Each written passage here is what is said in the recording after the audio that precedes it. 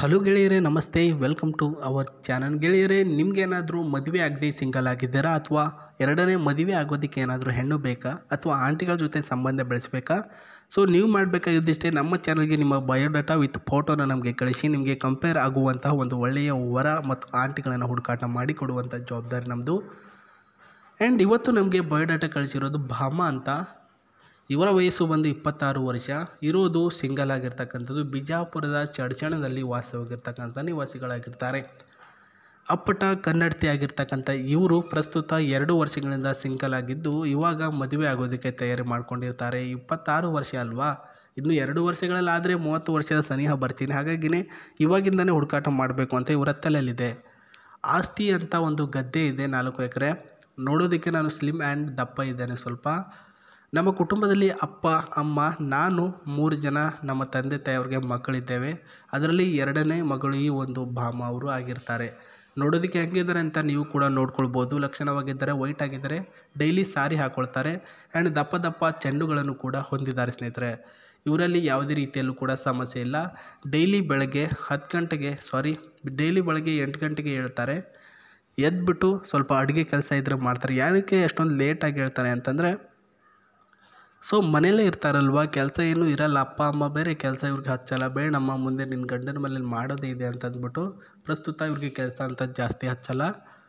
ನಾನು ಇಷ್ಟಪಡುವಂಥ ಹುಡುಗ ನನ್ನ ಒಂದು ಊರಿನ ಅಕ್ಕಪಕ್ಕ ಇದ್ದರೆ ಸಾಕು. ಇಂದು ಬಿಜಾಪುರ ಬಿಟ್ಬಿಟ್ಟು ಎಲ್ಲಾದರೂ ಒಂದು ಅಕ್ಕಪಕ್ಕ ಇರ್ತಕ್ಕಂಥ ಹುಡುಗ, ಬೇರೆ ಡಿಸ್ಟಿಕ್ನ ಹುಡುಗ ಇದ್ದರೆ ನನಗೆ ಇಷ್ಟ ಅಂತ ಹೇಳಿರೋದು. ಜಗಳ ಅಂತ ಬೇರೆ ಇನ್ನೂ ಕೂಡ ಮಾಡಬಾರ್ದು ನನ್ನ ಒಂದು ಜೊತೆ. ನಾನು ನೋಡೋದಕ್ಕೆ ಸ್ವಲ್ಪ ಕಪ್ಪು ಬಣ್ಣ ಇದ್ದರೂ ಕೂಡ ಪ್ರೀತಿ ಮಾಡ್ತೀನಿ ನಿಮ್ಮನ್ನು ಅಂತ ಹೇಳಿರೋದು. ಸೊ ಹುಡುಗ ನನಗೇನಾದರೂ ಇಷ್ಟ ಆದರೆ ಅವ್ರು ಕಪ್ಪು ಬಣ್ಣ ಇದ್ದಾನ ಅಂತ ನಾನು ನೋಡಲ್ಲ, ಅವನ ಜೊತೆನೇ ನಾನು ಒಳ್ಳೆಯಿಂದ ಪ್ರೀತಿ ಮಾಡ್ಕೊಂಡು ಹೋಗ್ತೀನಿ ಅಂತ ಹೇಳಿರೋದು. ನೀವು ಕಪ್ಪು ಬಿಳುಪು ಅದೆಲ್ಲ ಸಹ ನನಗೆ ಬೇಕಾಗಿಲ್ಲ. ನಿಮ್ಮ ಅಪ್ಪ ಯಾವ ರೀತಿಯಲ್ಲಿ ನನ್ನನ್ನು ನೋಡ್ಕೊಂಡು ಹೋಗಿದ್ದಾರೆ ಅದೇ ರೀತಿಯಾಗಿ ನನ್ನನ್ನು ನೋಡ್ಕೊಂಡು ಹೋದರೆ ಸಾಕು. ಅಂದರೆ ಸ್ನೇಹಿತರೆ, ಇವಾಗ ನೀವು ಕಪ್ಪು ಬಣ್ಣ ಇದ್ದೀರಿ, ನಾನು ಇದ್ದೀನಿ ಅಂತಂದರೆ ನನ್ನನ್ನು ನಮ್ಮ ತಂದೆ ತಾಯಿಯವರು ಎಷ್ಟು ಕೇರ್ ಮಾಡ್ತಾರೆ ಆ ರೀತಿ ನೀವು ನನಗೆ ಕೇರ್ ಮಾಡಬೇಕು ಅಂತ ಹೇಳಿರೋದು ಸ್ನೇಹಿತರೆ.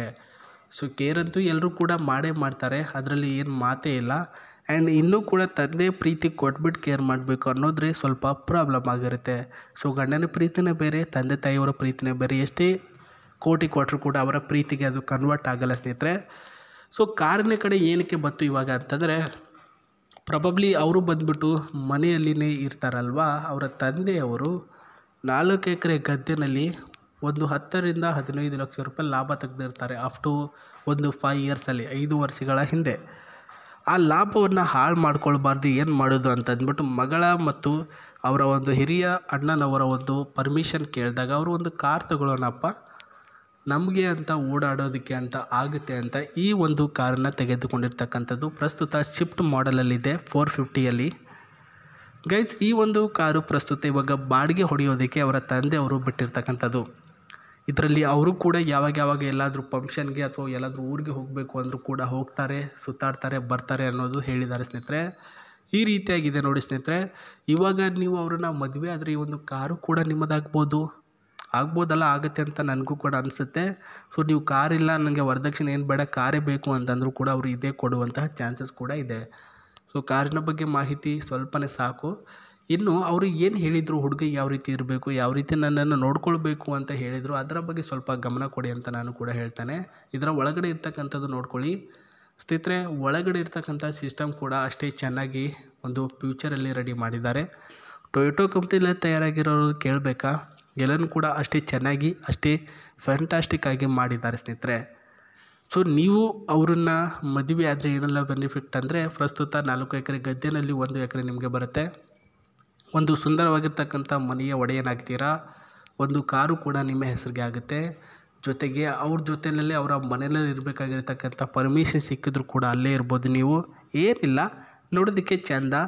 ಜೊತೆಗೆ ಅವ್ರು ಏನೇ ಮಾಡಿದ್ರು ಓಕೆ, ಸರಿ ಇದೆ, ನೀನು ಕರೆಕ್ಟಾಗಿ ಮಾಡ್ತಿದ್ದೀಯ ಅಂದರೆ ಅಫ್ಟು ಒಂದು ಮದುವೆ ಆಗುವವರೆಗೂ 1 ವರ್ಷ ಆದ ನಂತರವೂ ಕೂಡ ಸ್ವಲ್ಪ ಕೇರ್ ಮಾಡಿ ಸಾಕು, ಮತ್ತೇನು ಬೇಡ. ಆಮೇಲೆ ಅವ್ರು ಎಲ್ಲನೂ ಕೂಡ ಮುಗಿಸ್ಕೊಂಡು ನೀವು ಹೇಳಿದಾಗ ಕೇಳ್ಕೊಂಡು ಬರ್ತಾರೆ ಸ್ನೇಹಿತರೆ. ಸೊ ಇದು ಒಳಗಡೆ ಇರ್ತಕ್ಕಂಥ ಸಿಸ್ಟಮು, ಏರ್ ಬ್ಯಾಗ್, AC ಎಲ್ಲನೂ ಕೂಡ ಇದೆ ಸ್ನೇಹಿತರೆ. ಇದರ ಮೈಲೇಜಿಂಗ್ ಬಂದು ಫ್ರೆಶ್ ಆಗಿರ್ತಕ್ಕಂಥ ಮೈಲೇಜಿಂಗು 40 to 35ವರೆಗೂ ಮೈಲೇಜಿಂಗ್ ಕೊಡುತ್ತೆ. ಆ್ಯಂಡ್ ಅದೇ ರೀತಿಯಾಗಿ CC ಬಂದುಬಿಟ್ಟು 1400 CC ಕೂಡ ಇದೆ ಅಂತ ಹೇಳಿದ್ದಾರೆ. ಇಷ್ಟು ಈ ಒಂದು ಪ್ರೊಫೈಲ್ನ ಮಾಹಿತಿ. ನಾನು ಮತ್ತೆ ನಿಮಗೆ ಸಿಗ್ತೀನಿ. ನಮಸ್ತೆ, ಬಾಯ್.